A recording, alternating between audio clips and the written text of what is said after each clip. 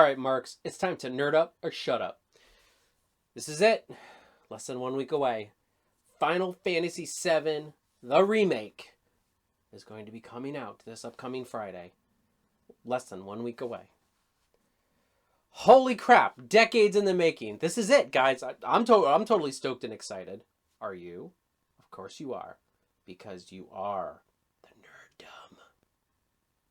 Anyway, this is my 4th installment in my Final Fantasy VII Look Back series. I'm going to be talking about my top 10 summons from Final Fantasy VII. So, without any further ado, let's get into some ground rules. These are not my favorite Final Fantasy summons of all time. This list would be much different if it was general summons from all over the games. This is only from Final Fantasy VII. So, my list will probably look different than yours. However, let's all be respectful and mindful and get into my top 10.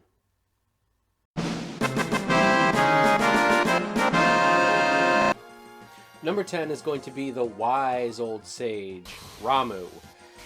Ramuh is one of the classic Final Fantasy summons for Lightning. So, I mean, it's just... I originally got to, this one, and then I got to Cosmos Canyon, and I'm like, is Bugenhagen a summon? Or am I just affiliating old people together? But it's a cool-looking summon. He makes his own mountain. He strikes you down with it. Well, with the lightning bolt upon that mountain. And Moses Complex, I guess? Number 9 is going to be one of the most practical summons in the game, which is Phoenix. Now, everybody knows the age-old combination of a mastered final attack with a mastered Phoenix equals immortal life. However, unlike the Marvel Phoenix, sorry, Gene, this summon is not as useful as you would think. I mean, by the time you can do final attack and you can get... that mastered and then Phoenix mastered, and, by the time you finish off the Fort Condor thing in the middle of Disc 2, it's only really useful against weapons and the final bosses in the final dungeon. But it looks cool, and Phoenix...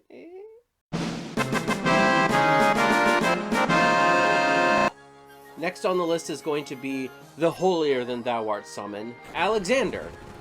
So this summon is really cool, but the reason why it's lower on my list is because it looks really cool, but it just doesn't do much. It does a decent amount of damage, but there's not a lot in the game that you can just hit with Holy. I feel like this summon should do a shit ton more. But in all actuality, I mean, it's kind of a practical summon that you can use to hit all targets. You can put it on somebody who has high magic and maybe get a little bit of boost there. MP Turbo. But, I mean, I like Alexander, but in this game, it's kind of not as... I mean, I don't use it very much after my initial getting it, and I just leave it in my materia slots to level it up.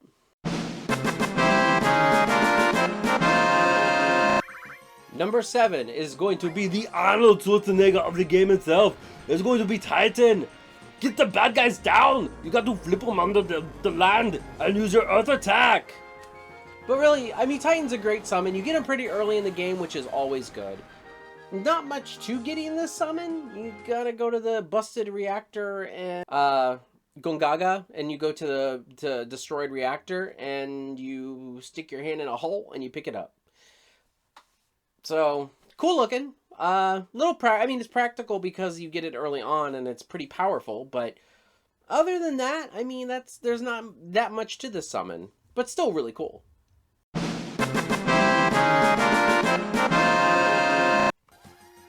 Now we get into the first of our Bahamets at number 6. Neo Bahamut is the first summon that feels practically cinematic. Neo starts pulling them up into the sky. Neo Bahamut's like, I'm not going to be like that basic bitch Bahamut. I'm going to bring you up to me. Then I'm going to lay waste upon you. Then you're going to fall. Then you're going to take damage. And I mean, he's cool looking. This was the first summon that kind of, pulls people out of the screen to give them damage. So I mean, it's always cool to see like big dragons and you know, come down in the sky, but not when you pull them up into the sky, man. That's it. Game over.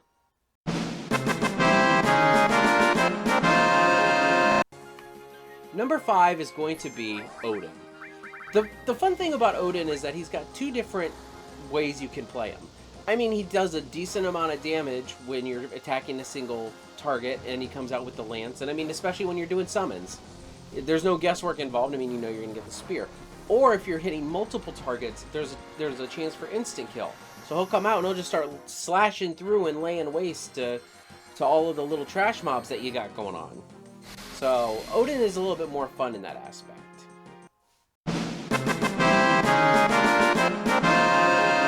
My number 4 is going to be the Hellfire Demon himself, Ifrit. Look, when you first get Ifrit, you had just defeated Genova for the first time. You had just seen Sephiroth in the modern time, not in flashbacks. And you get the summon materia. And it turns out to be this badass, fiery demon. I mean, what else can you ask for in a summon? Ifrit's is a classic from ages past. He's always been around. And just, it's quick and to the point. Fire damage always works. And he's intimidating with the fire coming out of his mouth. He's like, and everything. And just, it's a great summon. It looks cool, especially with this being my first Final Fantasy. And this really got me pumped for whatever summons were coming next.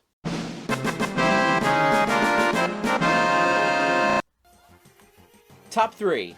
Number 3 is going to be one of my favorite summons of all time in Final Fantasy, Shiva. In this game, she's only at 3rd only because she's not exactly that great. I mean, she's the first real summon you get that's not a Chocobo and a Mog.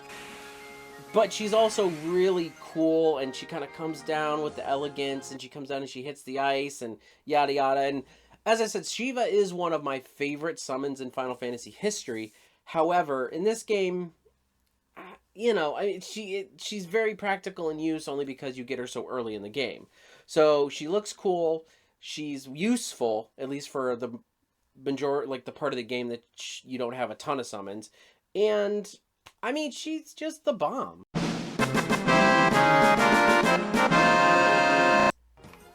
Number 2 is going to be the king of the dragons himself, Bahamut Zero. Oh, you thought I was going to say Bahamut, huh?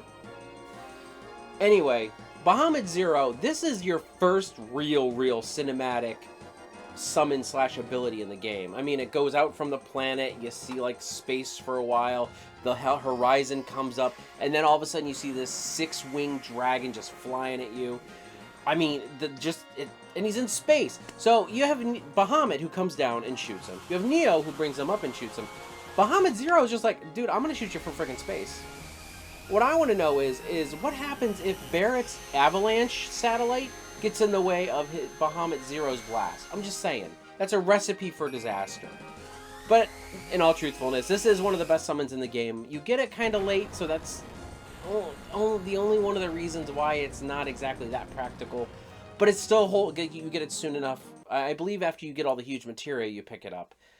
It still has enough usefulness to, you know, in the final Midgard run, and then up in the Northern Cave. So, I mean, you know, but he is the king of the dragons, and he just kicks ass. For show. So let's take a brief moment to take a quick mention to my honorable mentions. So my 3 honorable mentions are going to be Leviathan, Bahamut, and Hades. Leviathan, unfortunately, Leviathan in this game always looks like a pool noodle with a beak on it. And even his animation for his wave, it looks like the one that Raps did in the sewer, really. It looks like the one that Bottom Swell also uses. So Leviathan, by the point you get Leviathan in the game, it doesn't seem nothing special. He kind of just looks like a long fish that just isn't that impressive. And unfortunately, I don't ever really use him all that much. By the time you get him in the Wutai caves, I don't use him. Bahamut, mad respect for Bahamut. Unfortunately, I mean, with Bahamut and with three Bahamuts in the game, I kind of chose two, and of course it's going to be Neo and Zero. Bahamut in this game is cool. I mean, he does his typical coming out of the clouds, spreads his wings, and then blasts them. But beyond that, not really much beyond that. I mean, Bahamut's a staple in the franchise, and mad respect, but not much beyond that. And Hades. So Hades is cool only because, I mean, you get it and it does status effects, but 9 times out of 10, by the time you get to the sunken ship or plane or whatever it is under the water, you don't need it anymore. And I mean, if you got Hades earlier in the game when, you know, the status effects might have helped you more, but the first time you can get it is after the submarine mission, and that's at the latter half of disc 2. So really, I mean, you don't... Is it cool? Yes. Is it functional? Yeah, but it would have been more functional if it came earlier in the game. All right, let's jump into number 1. Who would have thunk it? The number 1 summon in Final Fantasy VII is... Knights of the Round, the ultimate end. Of course it is. What other summon do you have that has 14 knights that come in and hit somebody and it's probably 14, 15, 16, I don't know. There's just a butt ton of knights that come in and do 9,999 damage and just lay waste to your opponent. When you get this summon, it is the easy win for the end of the game. Like, if you just want to go in and just beat Sephiroth without even breaking a sweat, you take Knights of the Round. The only issue with Knights of the Round is it takes a little bit of work to get. Unlike, just like Alexander, you have to kind of put a little bit of effort into getting this one, because you have to do the entire Chocobo side quest. But I tell you, when, unlike Alexander, I tell you, this summon is worth it. It is cool looking. For my first Final Fantasy, man, this set the bar. Like, how do you go into 8 and 9 and everything like that, and you not think of, oh, well, I wonder what their Knights of the Round is going to be. So, as we bring up the last knight here, which I'm thinking is, I don't know, King Arthur? I don't know. But this summon is definitely numero uno in just about everybody's. You can maybe make an argument for Bahamut Zero, but really, Knights of the Round is the way to be. And that wraps it up for my Final Fantasy VII Top 10 summons, as well as my entire 4-part series of Top 10s in Final Fantasy. That's it. I hope you guys liked my list. If you didn't, what's yours? I'm sure yours is more right than mine in your eyes. And that's it. I can't wait to play this game. I can't wait for you guys to play this game. I'll probably do a review once it comes out. Amazon better deliver my package on time, and be good to yourselves and each other. Have a great week.